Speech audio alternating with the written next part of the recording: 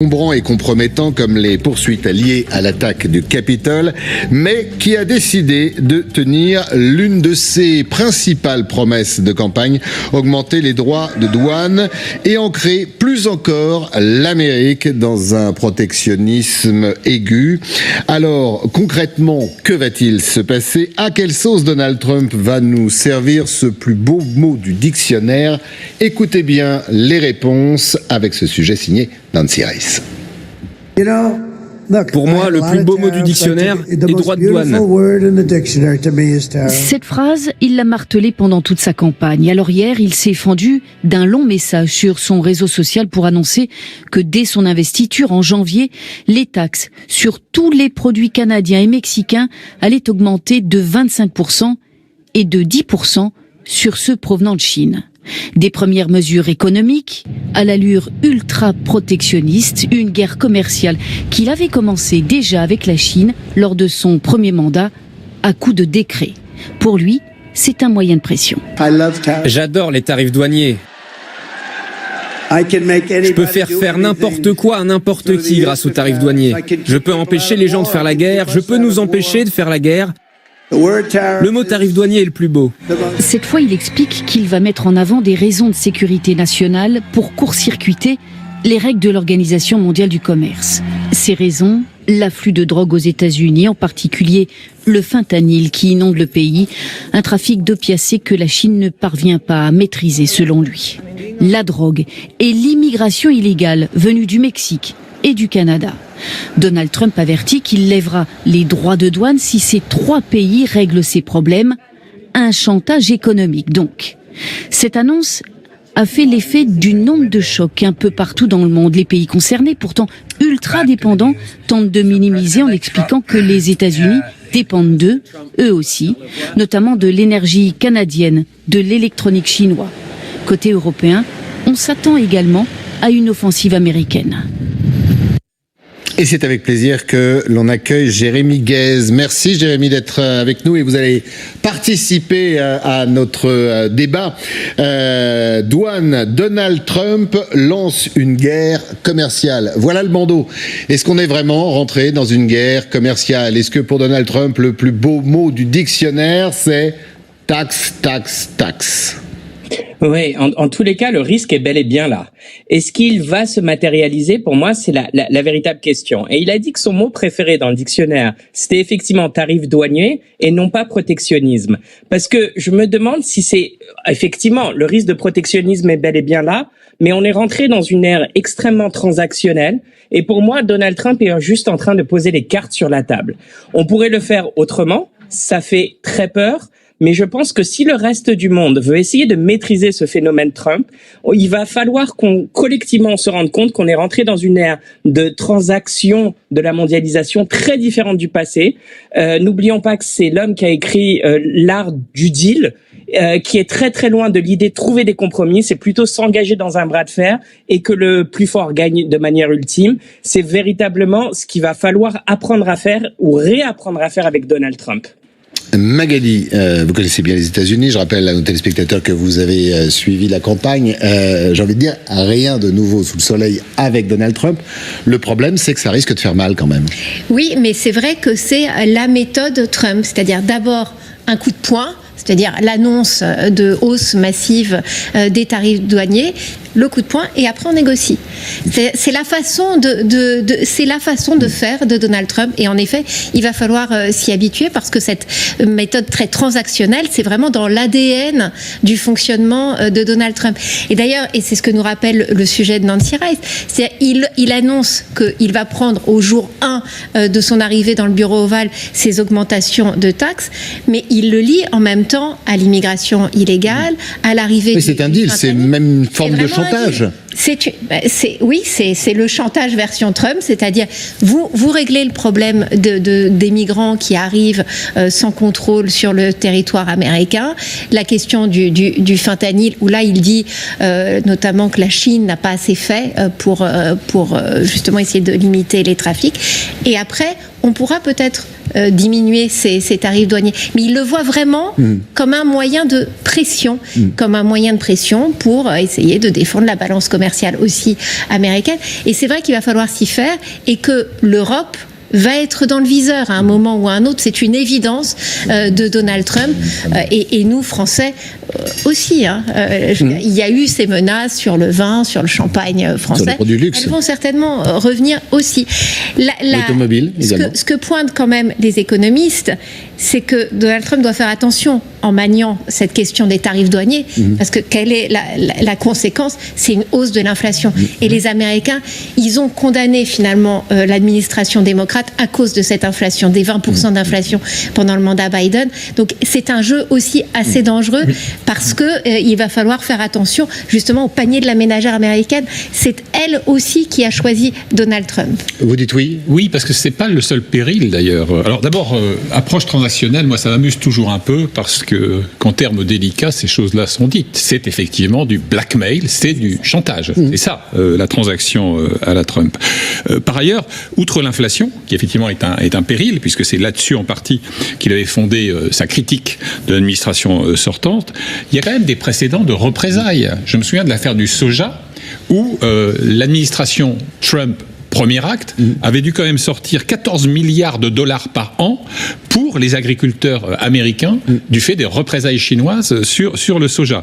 J'ajoute aussi qu'il y a des ripostes qui se mettent en place. Le Canada, qui est visé, on l'a vu, a rappelé qu'il jouait un rôle crucial dans l'approvisionnement énergétique de l'économie américaine.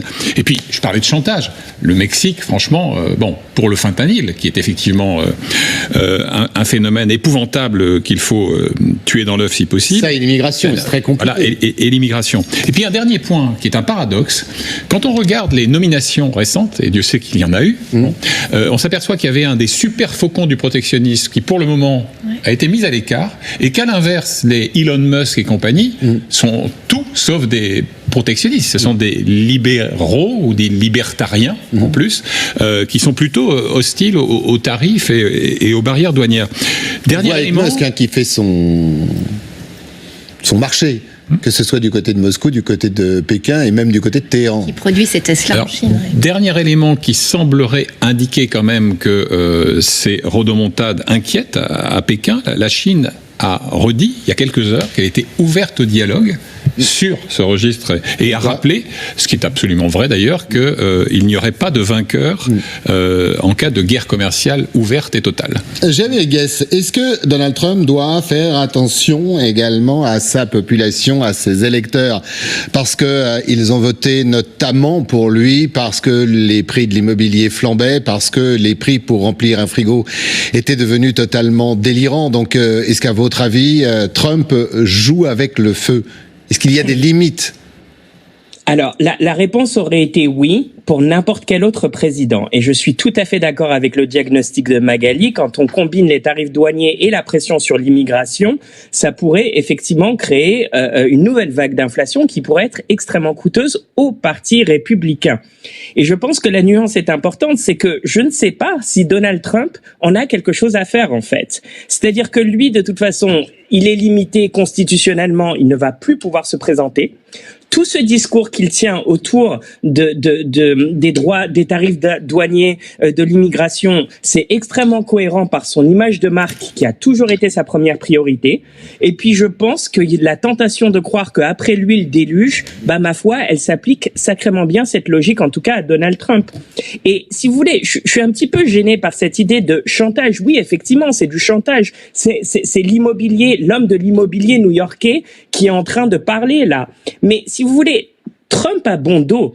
Les rivalités géopolitiques qui reviennent, je dirais comme un coup de fouet, sont extrêmement importantes et on le sait depuis assez longtemps.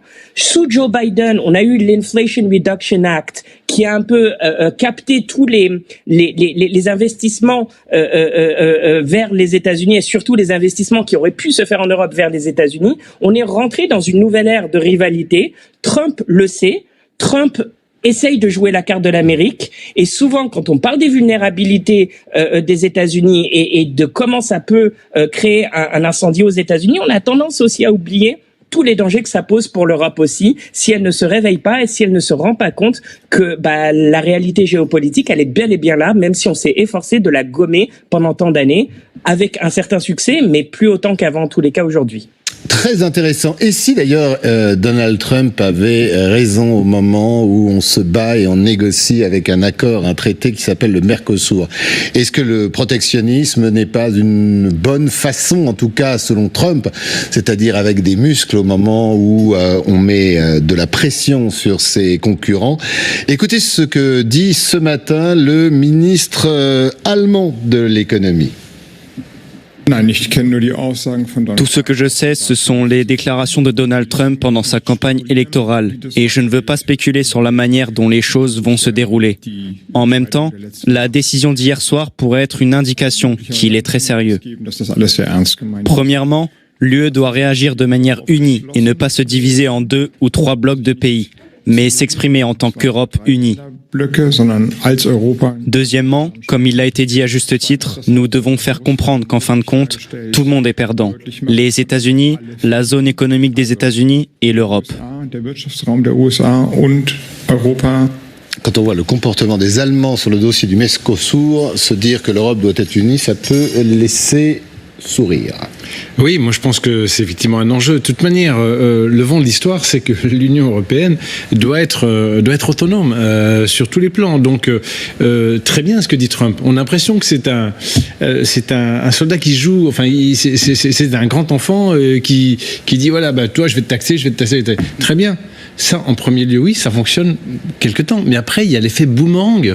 L'effet boomerang, on l'a vu d'ailleurs quand on isole certains pays par des protections douanières ou que l'on met des restrictions extrêmement importantes. Qu'est-ce qui se passe ? En interne, les gens sont obligés de s'organiser et du coup deviennent peut-être moins dépendants. Donc, ou trouvent de nouveaux alliés. Exactement. Et donc l'effet boomerang, à mon avis, il est totalement sous-estimé par le président Trump. Vous pensez la même chose ? Là où je rejoins à l'évidence Jérémy Guest, c'est qu'au fond, les Républicains, à commencer par Trump soi-même, n'ont pas l'apanage des violations des règles du commerce international. On a vu des mesures de nature protectionniste, alors présentées dans un emballage un peu plus soyeux, sous les administrations démocrates aussi. Si l'Europe n'a pas été capable de mettre en place une stratégie de riposte à ce moment-là, il est un peu tard pour qu'elle le soit aujourd'hui. C'est un peu ça quand même la limite de l'exercice. En plus, ce que dit les Allemands, c'est il faut y aller tous unis. Alors que quand Trump a été élu, Magali, les premiers qui sont allés avec une corde pour se faire pendre et une robe de bure, on est bien d'accord, ce sont les Allemands. Donc voilà, j'ai envie de te dire que Trump joue sur du velours avec l'Europe au moment où, pour le coup, on devrait être fort. Enfin, chaque État devrait être fort. Et qu'est-ce qu'on pourrait lui reprocher à Donald Trump ? De défendre son pays ? C'est l'Amérique. Son économie, pardon. Personne n'est surpris par les premières déclarations de Donald Trump qui vont vraiment dans la droite ligne de ce qu'il a promis pendant toute la campagne. S'il a fait un carton dans les swing states, dans les États clés du nord des États-Unis, dans cette Amérique désindustrialisée, c'est justement parce que depuis 2016, il plaide pour détruire tous les accords de libre-échange avec le Mexique, avec le Canada, qui ont poussé à des délocalisations massives. Et il a dit on va refaire venir les usines, on va reproduire américain. Et c'est vrai que Joe Biden, finalement, a été dans la droite ligne de cette stratégie-là. Il n'y a pas de mensonge sur la marchandise avec Donald Trump. On sait exactement ce qu'il va faire.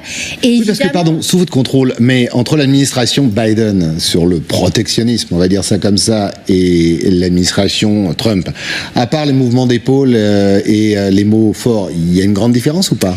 Il y a un affichage chez Donald Trump qui est extrêmement fort. Après, il y a des menaces aussi qui sont extrêmement fortes. C'est-à-dire que là, il dit 10% de droits de douane en plus avec la Chine. Pendant la campagne, il a dit c'est 100%.